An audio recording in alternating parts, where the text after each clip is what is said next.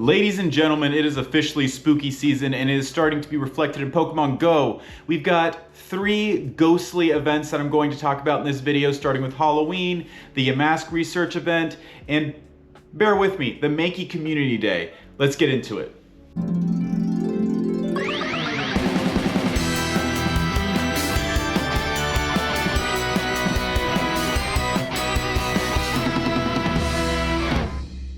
All right, first we're gonna start with one of the most exciting parts of the month, of the season, of the year, Halloween Part 1. So that will be going from October 22nd at 10 a.m. to October 28th at 10 a.m. It ends at 10 a.m. on October 28th because that goes right into Halloween Part 2, which will go until November 3rd. Halloween Part 2 is typically the part of the event, the second half, that includes Pokemon with costumes, some newer Pokemon, some more interesting Pokemon, to tell you the truth. Part 1 doesn't seem to have a lot of new stuff. The only new shiny that we seem to be getting is Dynamax Ghastly. I'm not sure what the shiny rate's going to be. It seems like it might be similar to the starters and Phalanx and Beldum, so not a whole lot to be excited for as far as shinies go, but there are a lot of Pokemon that we'll be able to have access to that have shinies. So we'll talk about first the debut of Morpeko, which has been teased very heavily in this season. Morpeko will make its Pokemon Go debut. Morpeko will charge into Pokemon Go, changing the way you battle certain Pokemon like Morpeko, so Morpeko will not be the only Pokemon that can do this. Will be able to change form in battle each time it uses a charged attack, unleashing new possibilities for you and your battle team. Initially, Morpeko will only be able to change forms when battling Team Go Rocket or in the Go Battle League, which is actually a lot better than what we can do with Dynamax Pokemon. So, just saying. So the featured attack will be called Aura Wheel, and depending on the form you have, depends on the type that you get. So if you have the full belly mode, it will be an electric type attack. If you have the hangry mode, it will be a dark type attack. And it is 100 power and it increases the user's attack by 1 stage, which sounds pretty broken to me so far. It depends on how long it takes to charge and how it does in Go Battle League, but that actually sounds really interesting. So I guess we'll see what the dynamics are with this Pokemon when it's released. We have Mikey here again, and he is making some noise, right? Oh, he's the best. He's the best boy.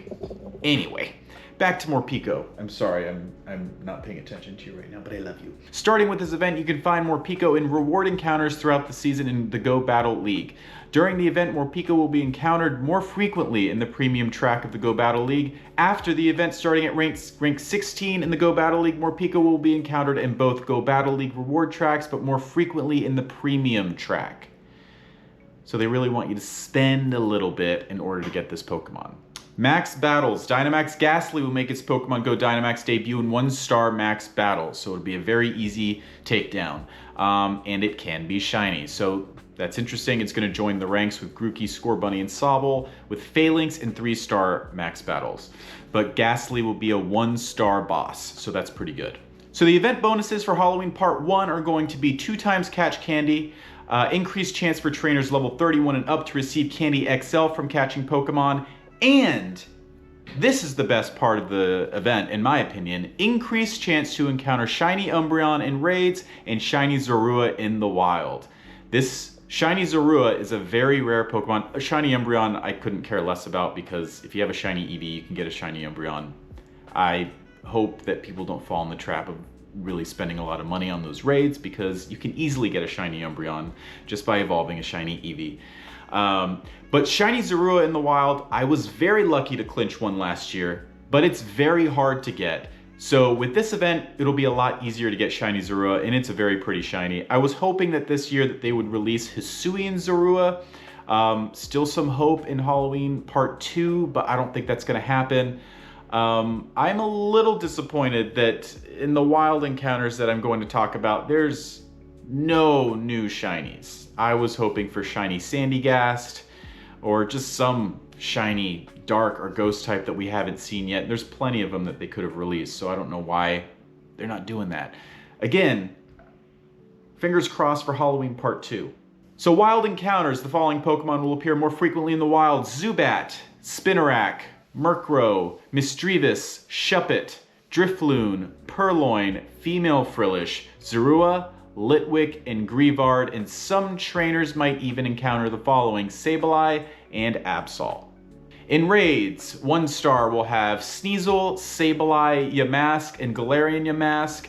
3-star raids will have Hisuian Typhlosion, Umbreon, which again has an increased shiny rate, and Bombirdier.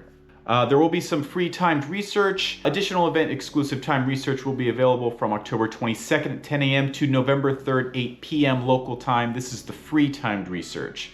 Timed research focused on Spiritomb, and its 108 spirits will be available throughout the event. Complete the research task to receive encounters with Morpeko and Spiritomb. So that's always exciting. Spiritomb, I think, was absent last year, if I'm not mistaken.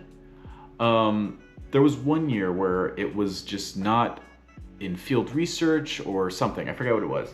But Spiritomb is one of those hard shinies to get during Halloween. It's a very coveted shiny, and typically there's some timed research or some field research that you'll be able to get it with. Luckily this year you get both. So that takes me to field research task encounters. The following Pokemon will be available to encounter when you complete field research tasks: Sableye, Scraggy, Gullet, Sandygast, Morpeko, Nimble, Greavard, and some trainers might encounter the following: Spiritomb. I remember it being a very rare task the past years that it's been out, so just bear that in mind, and it's probably going to be one of the harder tasks, but it's worth it when you get that pretty blue shiny. You can also do some field research tasks to get some Mega Energy for Gengar, Houndoom, Sableye, Banette, and Absol.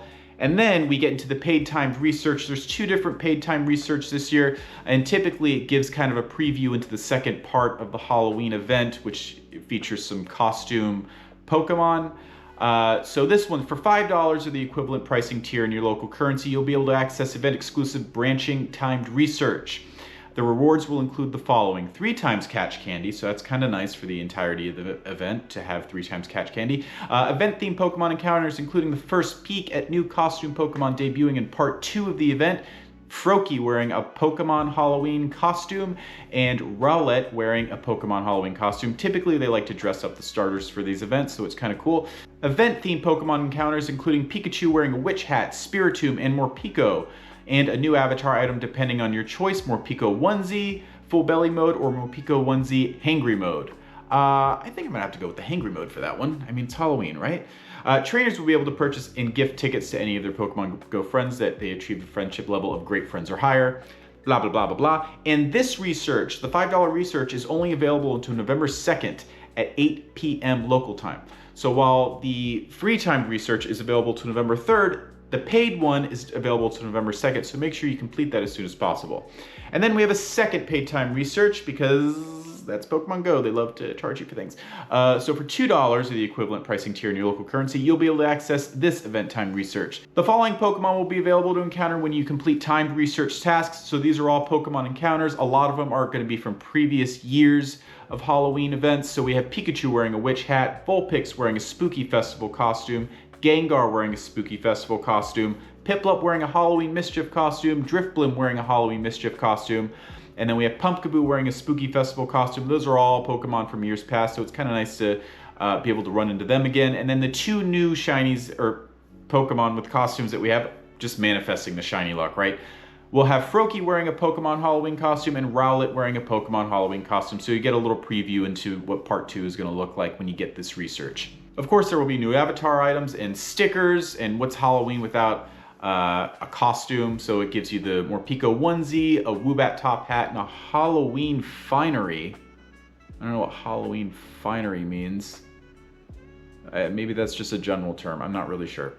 So what's really cool about this event is that it really immerses you. So there's going to be decor all over the map. The Lavender Town music is going to play, and it's just a fun time to play this game because there's so many event-themed Pokemon all over the place. It's pretty much 100% event-themed Pokemon. I don't think they have many of the seasonal spawns that are usually out for this event, which is nice because sometimes the seasonal spawns dilute the event spawns. So then we have Pokemon showcases. We have some special boxes that you might want to take a look at if you want to spend a little bit of money on the game. And in general, it's a great way to gear up for Halloween Part 2, which I promise you will be even more exciting. Then for the second ghostly event that I'm going to talk about, we have Yamask Research Day. That is right, that's the second research day that we were promised for this season. It's going to feature the regular Yamask and the Galarian Yamask. That's pretty cool. So it's going to be on Saturday, October 19th from 2 to 5 p.m. local time. Event-themed field research tasks will award encounters with the featured Pokemon Yamask and Galarian Yamask, and both have really nice shinies, so I highly recommend just getting them both. There will be some event-themed wild encounters, which will include Cubone, Zigzagoon, Galarian Zigzagoon, Duskull, and Shieldon. Shieldon? I don't know why Shieldon. Maybe I'm missing something. There will be a paid timed research for $2. You'll be able to access the exclusive timed research. It will challenge you to complete field research tasks to encounter more of the featured Pokemon. So kind of a lot like what we had in the last research day. You'll have like, I think it was 32 tasks featuring Passimian and Oranguru. So that's pretty cool. There will be some avatar items featured in this event. The following avatar item will be available in the game shop for the first time starting October 14th of the Lucario mask, which we got from some kind of special paid ticket thing. And the following avatar items will also be featured in the in-game shop starting October 14th. The Solgaleo mask, Yamask mask, sounds weird to say, Pikachu Festival mask, Eevee Festival mask, Pikachu mask, Sableye mask, and Banette mask.